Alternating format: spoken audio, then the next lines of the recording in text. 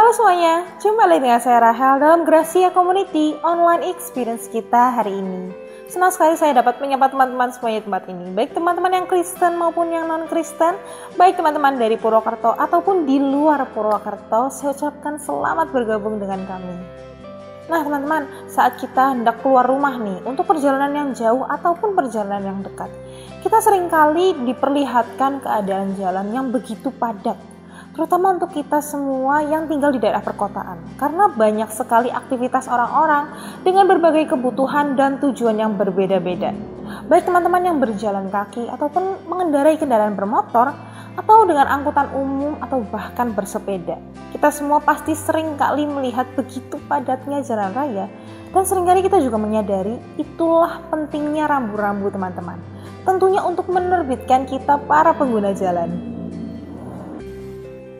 Ketika kita di jalan, kita seringkali melihat begitu banyak rambu-rambu. Baik itu rambu-rambu yang menyuruh kita untuk jalan, untuk berhenti, untuk parkir, menyalip kendaraan, dan begitu banyak lainnya. Tentunya rambu-rambu ini diciptakan untuk kenyamanan dan keamanan kita selama kita dalam perjalanan. Namun seringkali di antara kita banyak yang tidak sabaran atau banyak yang mungkin terburu-buru waktu nih, sehingga seringkali melanggar rambu-rambu. Ayo, siapa nih teman-teman yang suka melanggar? Nggak boleh ya, karena ternyata hal ini dapat menyebabkan kemacetan, kekacauan, dan bahkan kecelakaan di jalan raya. Nah, apakah teman-teman adalah orang yang suka melanggar rambu-rambu? Atau teman-teman adalah orang yang taat sekali menaati rambu-rambu nih? Rambu-rambu, itu adalah tema renungan firman Tuhan kita yang akan dibawakan oleh Ibu Pendeta Lois. Namun sebelumnya rekan saya Yusak bersama dengan GCC Band akan menyanyikan sebuah lagu. Jadi mari kita saksikan dalam online experience kita hari ini. Dan untuk informasi tayangan khotbah dan pujian pada hari ini adalah rekaman ibadah minggu lalu dan semuanya sudah melalui protokol kesehatan yang ketat. Jadi teman-teman jangan kemana-mana ya. Tetap stay di channel ini dan selamat menyaksikan. Tuhan Yesus memberkati. Sukacita sebab Allah kami yang setia dan benar.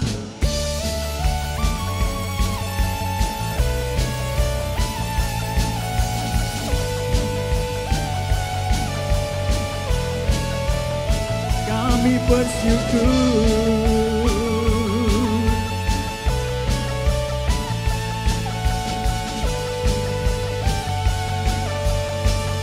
Katakan sama-sama. Aku kan bersuka karena kasih-Mu. Yes. Menari memuji kebesaran-Mu. Karena Kau yang terhebat, Kaulah yang ditinggikan.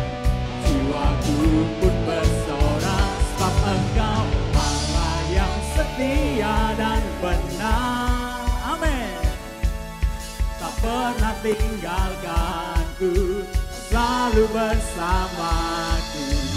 Yesus Kau sumber kekuatan.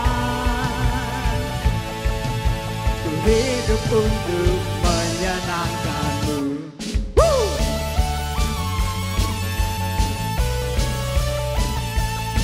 Hati kami penuh dengan sukacita pagi hari ini Tuhan, sebab kasih-Mu besar.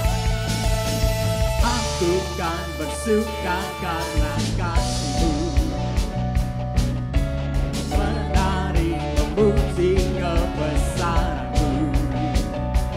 Karena Kau yang terhebat, Kaulah yang ditinggikan. Ku pun akan kita katakan, Allah yang setia dan benar. Amin. Pernah tinggalkanku, selalu bersamaku. Yesus Kau sumber kekuatan. Ku hidup untuk menyenangkan-Mu. Angkat tangan kita. Kau Allah yang setia, selalu bersamaku. Yesus Tuhan mulia. Hidup kami milik-Mu Tuhan. Hidupku milik-Mu. Satu suara katakan, Allah yang setia tinggalkanku, selalu bersamaku. Yesus kau sumber kekuatan, hidup untuk. Sekali lagi angkat tangan kita katakan Allah, Allah yang setia dan benar, tak pernah tinggalkanku, selalu bersamaku. Yesus kau sumber kekuatan, hidup untuk menyenangkanmu.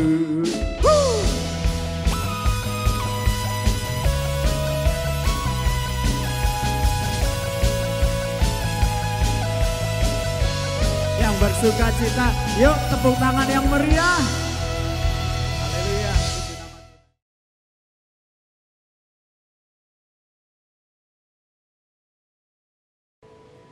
Selamat sore Bapak Ibu semuanya.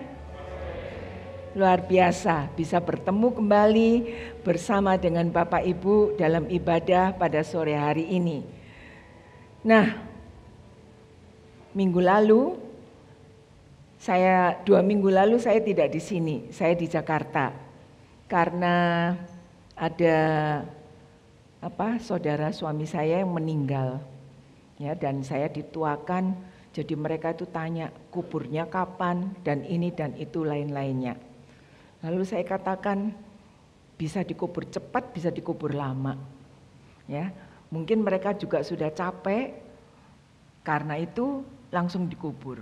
Hari Jumat malam meninggal, Sabtu Yason mengadakan upacara tutup peti, lalu Minggu dikubur. Lewat seminggu anaknya yang pertama juga meninggal, saudara-saudara. Ya mungkin karena kehendak Tuhan ya, sebab anak ini juga sakit. Kalau neneknya itu enggak sakit sama sekali. 96 tahun umurnya masih bisa ke gereja. Dia hanya tidak ke gereja 3 bulan sebelum dia meninggal. Waktu itu dia bilang pada Yason, Son, Wak sudah enggak kuat, ya, enggak bisa naik. Lalu Yason bilang, nanti tak belikan kursi. Sudah dibelikan kursi buat ngangkat belum dipakai, dia sudah berangkat ke surga. Itulah kehidupan manusia, saudara-saudara. Nah, ada yang bertanya kepada saya, kok enggak ibadah katanya. Aku datang ibadah kok situ enggak ada. Saya bilang saya di Jakarta, kalau saya di Jakarta itu ibadahnya malah lebih berat dari sini. Saya harus hadir jam 8 di gereja, ya jam 8 sudah di gereja, dari GCC menuju ke TCL, nanti dari TCL masih ada acara lain-lain, sampai rumah itu bisa jam 7, jam 8 malam. Dan itu yang dilakukan kalau saya di Jakarta. Jadi lain kali saudara bisa ikut saya ke Jakarta, jadi bisa mengikuti kegiatan saya supaya saudara juga bisa ibadah seharian. Satu hal yang saya senang dengan jemaat di TCL, di sana itu ada ibadah doa setiap hari Rabu. Doa itu dimulai jam 6:30. Saudara-saudara, jam berapa kita harus berangkat? Kalau saya dari Jalan Pemuda, kadang-kadang lihat bis macet, saya berangkat jam 3. Pulang jam 9, jam 10 malam. Sebab jalannya itu benar-benar crowded, ya, benar-benar macet. Tapi saya melihat begitu semangat mereka berdoa, memuji dan membesarkan Tuhan. Ada yang rumahnya di daerah Menteng, ada yang rumahnya di daerah BSD, ada yang rumahnya di mana itu dekatnya Pak Siswo, ya itu sangat jauh, tapi mereka bisa hadir, saudara-saudara. Saya merindukan dalam ibadah Jumat di tempat ini, jaraknya yang tidak jauh, mari kita gunakan kesempatan untuk dapat bersama-sama berdoa. Tuhan memberi kita waktu untuk berdoa, seringkali kita abaikan. Tuhan memberi kita waktu untuk beribadah, seringkali juga tidak dihargai. Satu kali kelak, waktu itu, kesempatan itu akan berhenti Dan kita tidak akan bisa melakukan atau mendapat kesempatan itu. Kita mencari tapi tidak bisa. Kita ingin tapi tidak akan kesampaian. Haleluya. Saudara-saudara, sore hari ini saya akan berbicara tentang rambu-rambu. Hidup manusia itu memang perlu rambu-rambu. Kalau tidak ada rambu-rambu, kita akan gampang tersesat. Saudara keluar rumah, perlu rambu-rambu. Lampu bangjo yang ada di perapatan, jalan-jalan, itu merupakan rambu-rambu yang harus ditaati. Kalau bangjo itu kita terobos saja, merah kita jalan terus, kita akan mendapatkan kecelakaan. Ya, ada lampu merah tandanya kita harus berhenti. Lampu kuning kita harus berhati-hati. Kalau lampunya hijau baru kita akan jalan.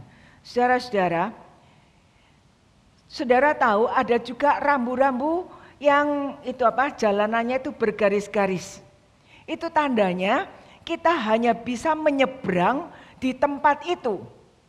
Saya pertama kali ke Singapura waktu Hulda sekolah di sana bersama dengan suami saya. Kita itu nggak ngerti aturan di sana, ya. Saya ke sana kemana-mana jalan kaki. Nah, satu ketika mau nyebrang, sebab dari jalan ke sini mau ke hotel itu harus nyebrang jalan, saudara-saudara. Waktu mau nyebrang jalannya, kok lalu lintasnya itu begitu cepat, mobil-mobil cepat, ya motor cepat. Nggak ada becak di sana, jadi cuma ada mobil dan motor, saudara-saudara. Lalu begitu sepi, saya dan suami saya itu lari, ya lari menyeberang jalan. Tiba-tiba ada mobil berhenti di samping saya, lalu dia tanya, "Hei, Indonesia ya?" Ngerti saudara? Ya, saya kaget, kok dia bisa tahu ya? Saya orang Indonesia. Saya masih diam aja. Ya sudah kita jalan aja. Nah. Besoknya saya itu mau naik taksi. Kita naik taksi ya, nyetop taksi kok nggak bisa. Semua jalan terus. Akhirnya ada satu taksi yang mau berhenti, ya. Lalu kami naik. Begitu naik taksi, orang itu bilang apa? Indonesia ya? Saya bilang iya, kenapa? Pantes katanya. Dia nggak memperhatikan rambu-rambu. Dia bilang begitu ya, nggak memperhatikan rambu-rambu. Taksi-taksi itu akan berhenti di tempat-tempat tertentu dan kamu akan bisa naik taksi di situ. Ya malu, ya, tapi ya pengalaman sebab kita nggak tahu apa-apa. Nah, saudara-saudara, rambu-rambu itu bukan hanya ada di jalan saja, tapi rambu-rambu itu juga harus ada dalam rumah tangga kita, dalam keluarga kita. Rambu-rambu untuk suami, rambu-rambu untuk istri, rambu-rambu untuk anak-anak. Semua itu harus dijalankan dengan baik. Baru kita akan menemukan atau menikmati kehidupan keluarga yang harmonis. Kalau suami berjalan sendiri, istri berjalan sendiri, anak-anak berjalan sendiri, entah rumah tangga itu akan jadi apa. Saudara-saudara, kita bersyukur kepada Tuhan karena Tuhan memberikan rambu-rambu untuk setiap keluarga. Sehingga setiap keluarga yang memperhatikan rambu-rambu Tuhan, keluarga itu terpelihara dengan selamat oleh Tuhan. Beberapa waktu yang lalu, saya pernah khotbah tentang nomophobia. Masih ingat? Ya. Lalu ada orang tua yang protes. Dia mengatakan, "Tante ini kelahiran tahun berapa sih? Kuno," katanya ya. Nggak bisa mengikuti zaman. Lalu saya katakan, maksudnya gimana? Wong sekarang ini zamannya gadget. Zamannya semua orang punya HP. Siapa yang nggak punya HP di sini? Angkat tangan. Pak Doni nanti akan beli di Pak Edo. Dikasih HP gratis. Nah, orang itu bilang gitu, zamannya gadget, zamannya HP, kok nggak boleh pakai HP? Saya bilang nggak boleh pakai HP. Tapi pakai HP itu ada aturannya untuk anak-anak. Gunanya HP untuk apa? Untuk memudahkan komunikasi. Gunanya HP untuk memberikan berita-berita yang penting. Bukan rayuan gombal, ya, itu bukan tempatnya. Saudara-saudara, lalu orang itu berkata, anakku jualan game online, untungnya luar biasa. Bu Feni ikut-ikut katanya, bener loh, game online itu menguntungkan. Saya cuma diam aja, saya bilang, itu game online kan judi, kok bisa menguntungkan? Kalau mau untung, firman Tuhan mengatakan, kerja sampai berkeringat dan kamu akan untung. Lah kok enak, cuma main game online terus dapat duit. Itu sama dengan judi. Enggak berapa lama orang itu datang mengeluh. Ternyata apa yang diomong benar. Sekarang anak itu enggak mau sekolah. Anak itu cuma mau main HP. Anak itu ini dan itu dan itu. Dan lebih hebatnya, kalau dia tidak bisa jual game online itu, dia lalu melakukan perbuatan yang jahat. Dia mencuri dan melakukan kejahatan. Saudara-saudara, peraturan atau rambu-rambu dalam keluarga itu harus diterapkan supaya anak-anak tahu batas-batas dirinya. Ya, anak-anak tahu batas dirinya. Orang tua dalam mendidik anak-anak juga memberikan pendidikan yang baik. Saudara-saudara, dalam pekerjaan, dalam pergaulan juga ada rambu-rambu.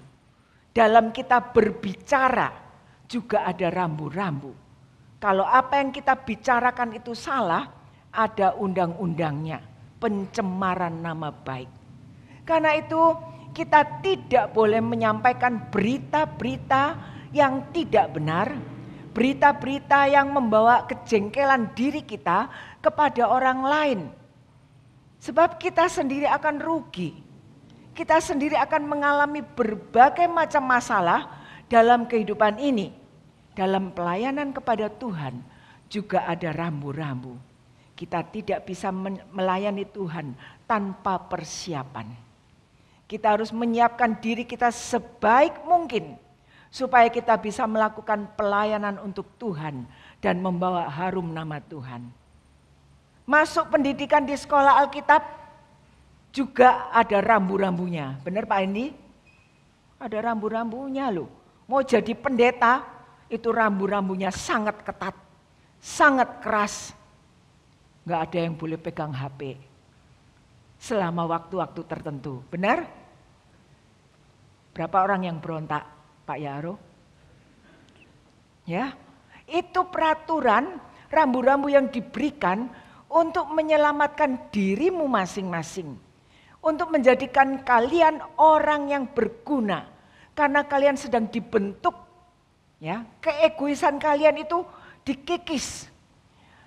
Kebanggaan kalian itu dihancurkan. Supaya kita bisa menjadi hamba Tuhan yang benar-benar tunduk kepada Tuhan dan juga kepada atasan kita. Saudara-saudara, dalam kehidupan rohani, Tuhan memakai Alkitab atau kitab suci sebagai sumber rambu-rambu bagi perjalanan hidup kita. Alkitab atau firman Tuhan merupakan rambu-rambu yang akan menuntun, memimpin hidup kita dan akan menerangi jalan hidup kita.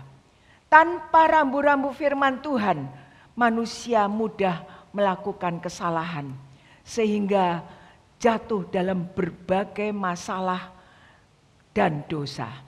Saudara-saudara, kalau kita sungguh-sungguh memperhatikan firman Tuhan sebagai rambu-rambu, apa yang dikatakan oleh firman Tuhan itu kita terapkan dalam kehidupan ini, kita akan selamat. Yeskiel 20 ayat 19 mengatakan, kita baca ayat ini bersama-sama. 2, 3. Akulah Tuhan Allahmu, hiduplah menurut ketetapan-ketetapanku dan lakukanlah peraturan-peraturanku dengan setia. Ayat ini mengatakan akulah Tuhan Allahmu. Di sini Tuhan menyebutkan dirinya. Akulah Tuhan Allahmu. Apa yang Tuhan inginkan? Tuhan inginkan supaya kita hidup menurut ketetapan-ketetapan Tuhan. Tuhan ingin supaya kita hidup menurut rambu-rambu yang diberikan oleh Tuhan. Dengan melakukan rambu-rambu atau peraturan-peraturan itu dengan setia. Kalau kita melakukan hal itu, kita akan terhindar, ya. Kita akan terhindar dari segala mara bahaya. Kita akan terhindar dari segala ketidakbenaran. Saudara-saudara, kita perlu rambu-rambu. Mengapa? Karena perjalanan hidup kita di dunia ini bisa panjang, tapi juga bisa pendek. Kalau kita hidup di dalam dunia ini tidak punya rambu-rambu yang benar, perjalanan rohani kita tidak bisa sampai pada saat kita menyambut kedatangan Tuhan yang kedua kalinya.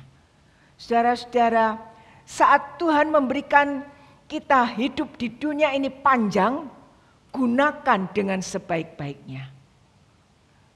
Kita tidak tahu kapan waktu kita habis, tapi selama Tuhan memberi kita hidup, waktu untuk hidup, mari kita perhatikan rambu-rambu Tuhan supaya kita semua mendapatkan keselamatan itu.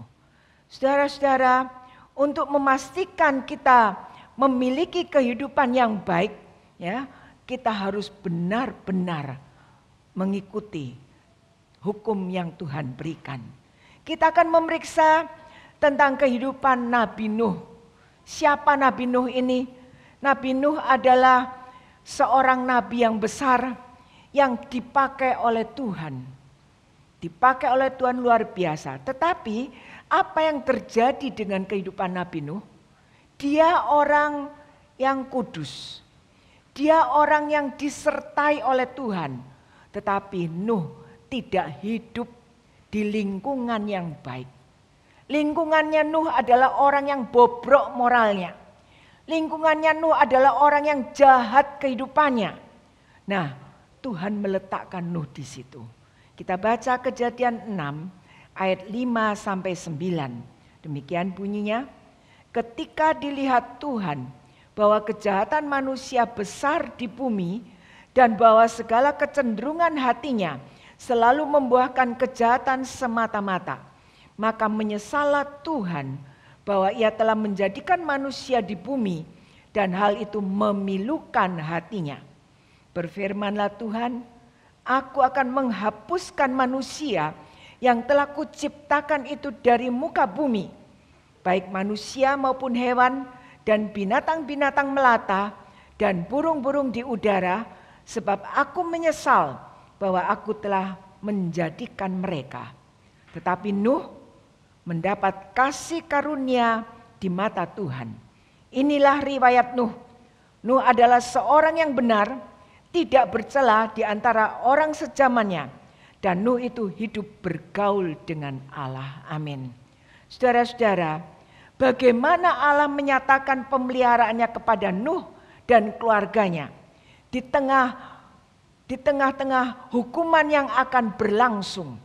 Saudara-saudara, kalau kita membaca kisah Nuh, hukuman Allah bagi dunia itu pasti mendatangkan penderitaan. Tidak ada hukuman yang menyenangkan.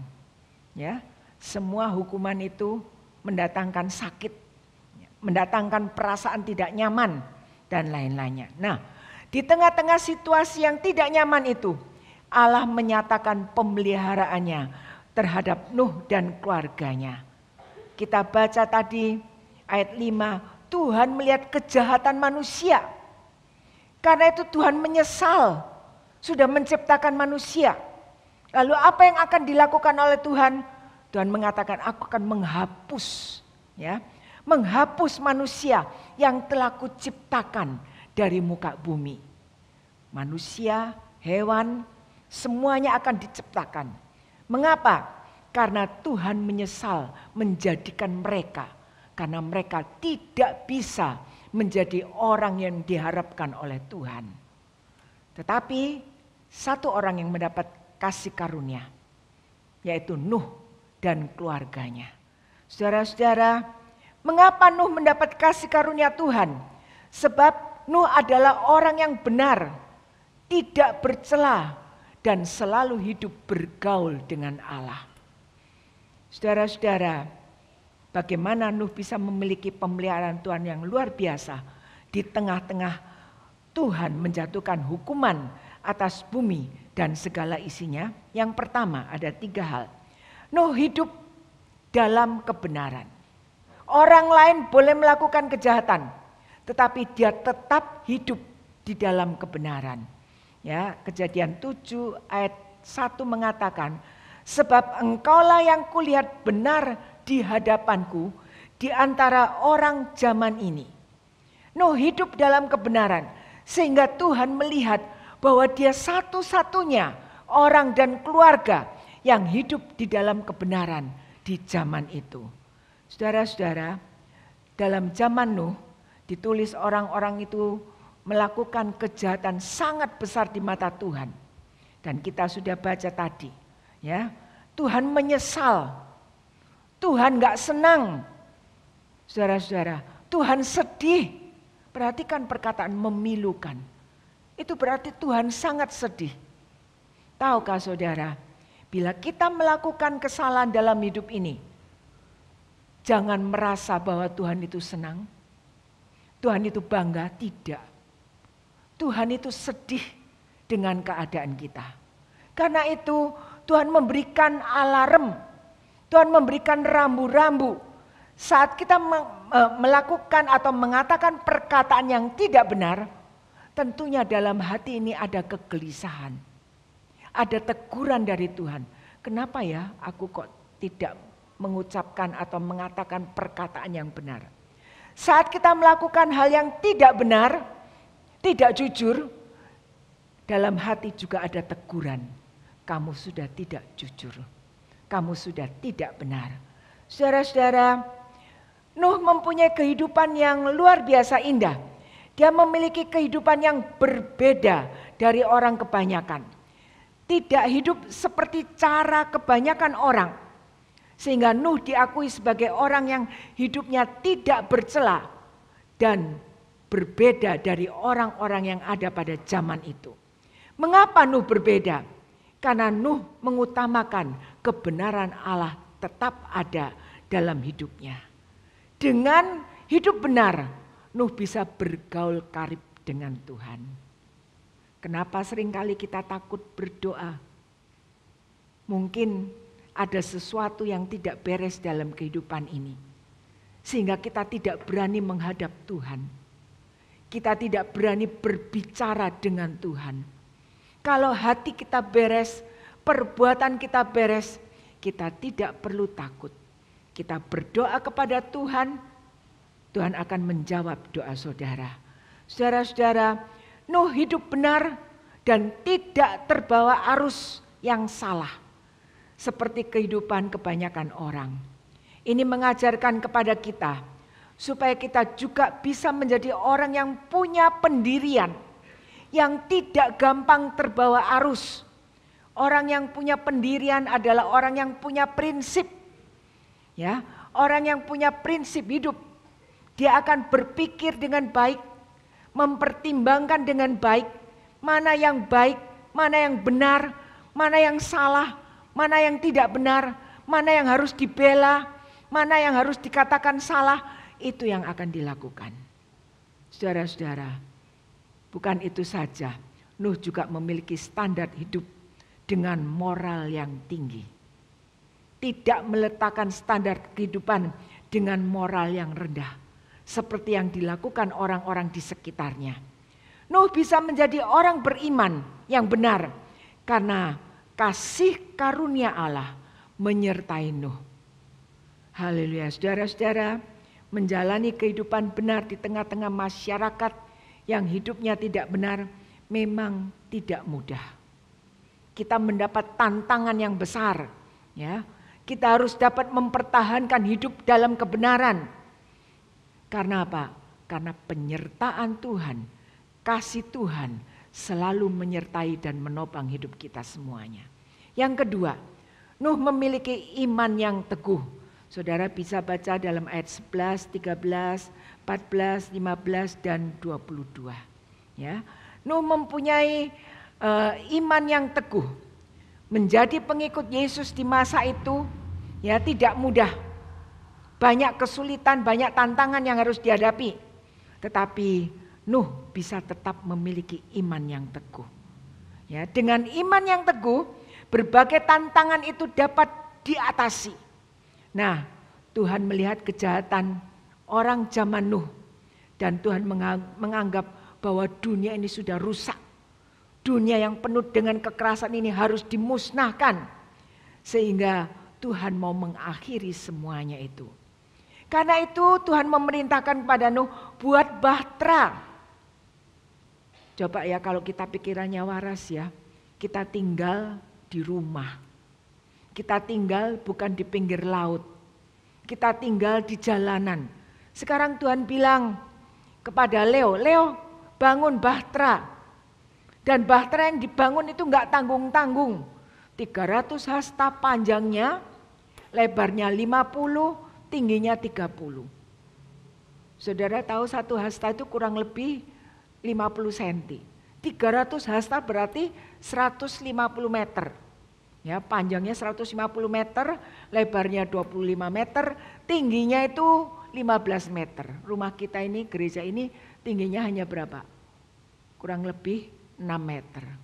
Coba, tinggi 15 meter itu tinggi sekali. Leo, besok buat bahtera. Kira-kira Leo mau? Enggak mau, aku rumahnya, aku punya rumah enak-enak, punya kamar. Kenapa aku harus buat bahtera? Susah-susah, harus cari kayu, harus cari paku, harus cari peralatan. Tetapi Nuh tidak melawan dengan perintah Tuhan itu. Nuh taat. Tuhan suruh dia buat bahtera, Nuh taat.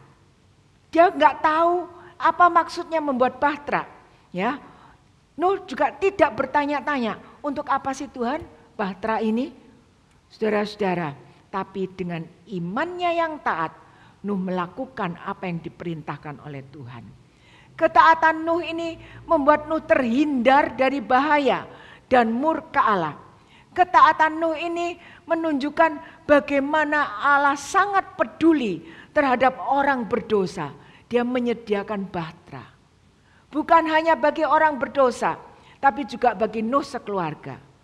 Saudara-saudara, kepedulian terhadap orang berdosa yang dinyatakan melalui pembuatan bahtera Nuh itu tidak dianggap, tidak dihargai oleh orang-orang pada zaman Nuh. Ya, mereka tidak mau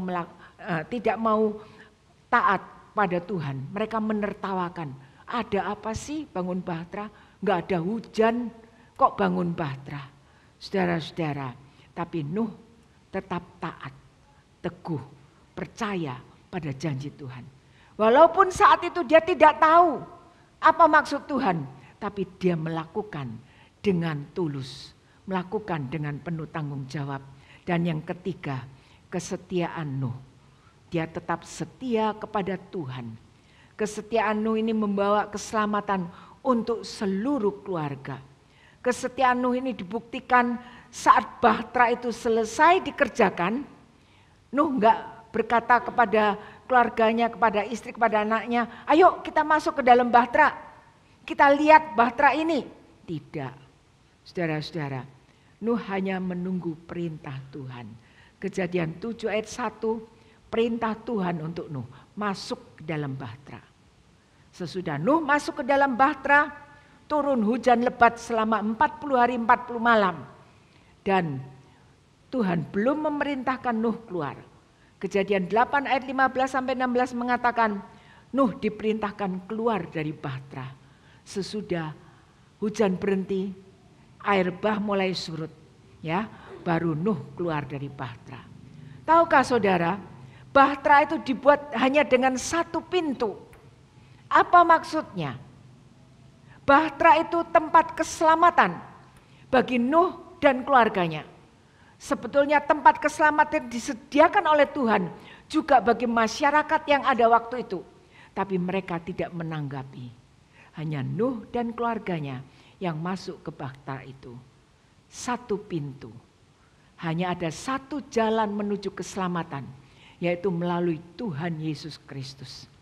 Tidak ada jalan lain, tidak ada pintu lain yang akan membawa kita menuju pada keselamatan hanya melalui Tuhan Yesus Kristus. Saudara-saudara, setelah Nuh taat, mengucap syukur, berterima kasih kepada Tuhan, Kejadian 8 ayat 20 mengatakan, Nuh mengucap syukur, berterima kasih kepada Tuhan dengan mendirikan mezbah dan memberikan korban. Apa yang seringkali kita lakukan sesudah Tuhan melewatkan kita dari masa duka cita, dari masa yang tidak menyenangkan, apakah kita bisa bersyukur kepada Tuhan? Apakah kita bisa mempersembahkan yang terbaik bagi Tuhan? Seringkali kita lupa. Kita menganggap, ini sudah kewajibannya Tuhan untuk menolong saya. Tetapi Nuh memberikan contoh kepada kita. Sesudah Tuhan menyelamatkan, sesudah Tuhan memberikan pertolongan, kita mau belajar memberikan syukur kepada Tuhan. Belajar memberikan syukur kepada Tuhan. Ada seorang anak lulus SD. Ya, satu ketika dia datang ke rumah saya, lalu dia mengatakan, Mak, aku bawa ini, katanya. Saya bingung ya, anak ini bawa apa ya? Gitu. Ini buat Mak ya, dia bilang begitu. Lalu sudah anak ini pulang, saya buka. Tahu saudara-saudara, dia memberi saya uang. Tulisannya apa? Mak, aku bersyukur karena aku sudah lulus dari SD. Dan aku diterima di SMP ini. Wah, saya sampai terharu, saya sampai nangis ya. Berbesmili, anak ini kok bisa ngerti bersyukur. Saudara-saudara, seringkali kita tidak bisa mengerti untuk bersyukur. Mari kita mau belajar seperti Nuh. Mendapat pertolongan Tuhan, bebas dari segala mara petaka, bebas dari segala ancaman dosa. Kita mau belajar untuk bersyukur. Saudara-saudara, Nuh sebagai kepala keluarga, imam keluarga, memberikan teladan yang baik untuk keluarganya. Kepala-kepala keluarga di tempat ini pun harus memberikan teladan iman yang baik untuk keluarga-keluarga kita. Supaya keluarga kita semuanya diselamatkan. Amin. Mari kita berdiri bersama-sama. Kita nyanyikan sebuah lagu, Kebaikan Tuhan.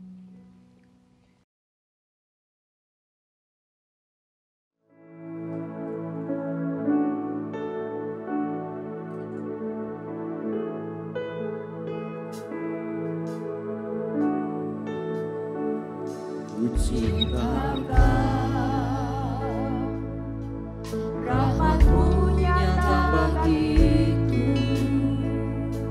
hidupku di dalam tangan-Mu. Sejak pagiku terbangun sampai ku terbaring, ku nyanyi kebaikan-Mu Tuhan.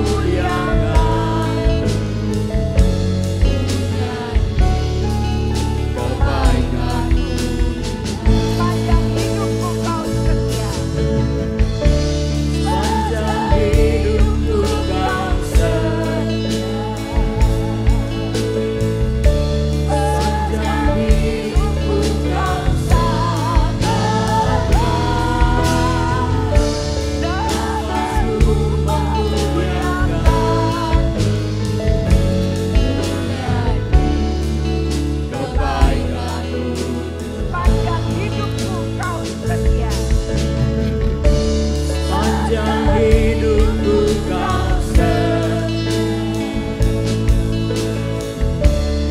sepanjang hidupku kau nafasku memuliakan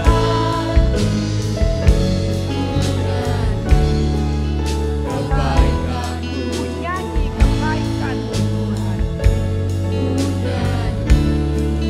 Kebaikan-Mu, Nyanyi kebaikan-Mu Tuhan. kebaikan-Mu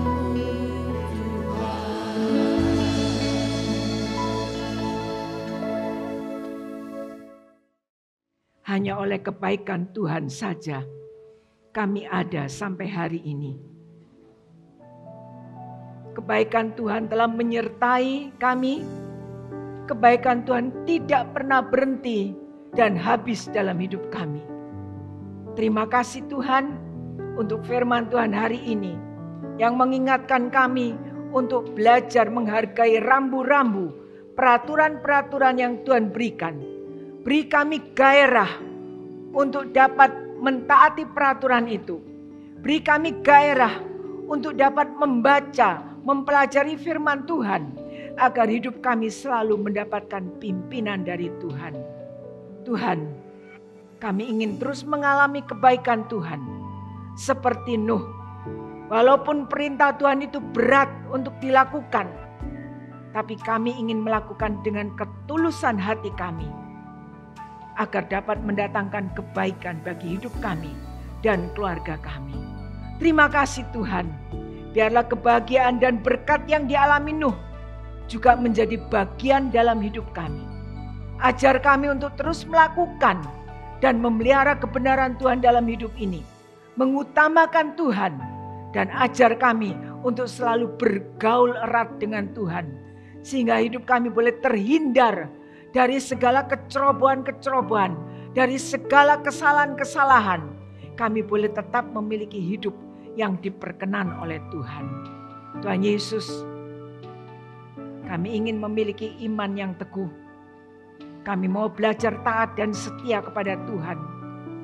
Kami tidak ingin mendahului Tuhan. Ajar kami untuk peka terhadap suara Tuhan. Terima kasih Tuhan untuk peringatan yang Tuhan berikan pada kami hari ini. Kami berdoa untuk saudara-saudara kami yang telah mengambil keputusan untuk dibaptis pada tanggal 19 Agustus mendatang. Kiranya anugerah dan rahmat dan kasih sayang Tuhan selalu melimpah dalam kehidupan mereka. Beri keteguhan hati, beri keteguhan iman, supaya mereka dapat benar-benar menjalani baptisan air itu. Sore hari ini kami ingat akan Ibu Tan Ginting, mama dari Inge yang saat ini sedang terbaring sakit. Kami tidak tahu rencana Tuhan, tapi kami mohonkan yang terbaik bagi Ibu Tan Ginting, supaya dia tidak perlu mengalami penderitaan yang berlarut-larut. Tuhan angkat semua penderitaannya itu, supaya dia boleh mengalami kelegaan. Terima kasih Tuhan. Tolong semua anak-anak yang sudah berkumpul di Jakarta, Tuhan akan kuatkan mereka menghadapi masa-masa yang sulit ini. Tuhan, kami berterima kasih karena Tuhan sudah memberkati ibadah kami hari ini. Berkati semua yang terlibat dalam pelayanan, baik dalam ibadah umum, sekolah minggu, youth. Kiranya Tuhan akan memberkati semuanya.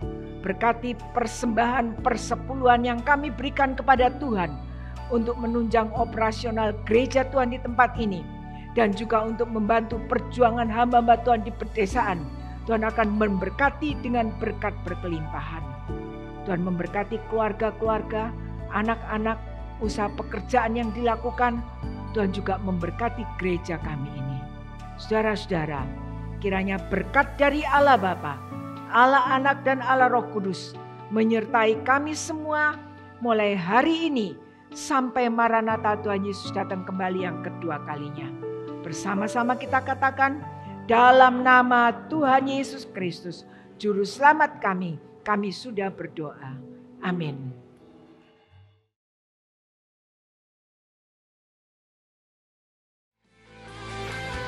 Terima kasih untuk Ibu Pendeta Lois untuk renungan firman Tuhan-Nya yang telah menguatkan dan memberkati kita semuanya. Kiranya Tuhan Yesus senantiasa memberikan kesehatan untuk Ibu Pendeta Lois. Dan untuk seluruh rekan saya, all tim GCC Purwokerto, terima kasih untuk pelayanannya pada hari ini sehingga online experience kita dapat berjalan dengan baik. Salam kompak selalu ya guys. Saya senang sekaligus bangga dapat menjadi bagian dari tim Gracia Community Purwokerto yang gahar namun tetap ramah. Dan saya juga mau mengucapkan terima kasih untuk Bapak Ibu yang telah setia dan antusias dalam memberikan persembahan sehingga program Gracia Community Purwokerto dapat berjalan dengan baik dan dapat menjadi reflektor terang kasih Tuhan.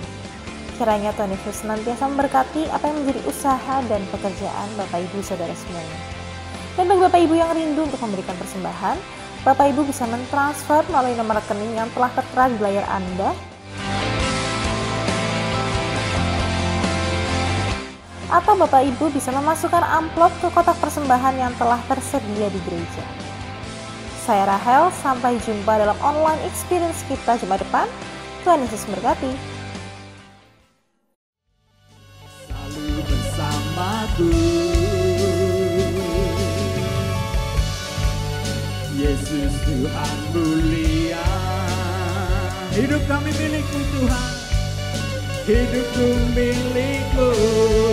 Satu suara katakan, Allah yang setia dan benar, yes, tak pernah tinggalkanku, selalu bersamaku. Yesus kau sumber kekuatan, hidup untuk. Sekali lagi angkat tangan kita katakan, Allah yang setia dan benar, tak pernah tinggalkanku, selalu bersamaku. Yesus kau sumber kekuatan, hidup untuk menyenangkanmu.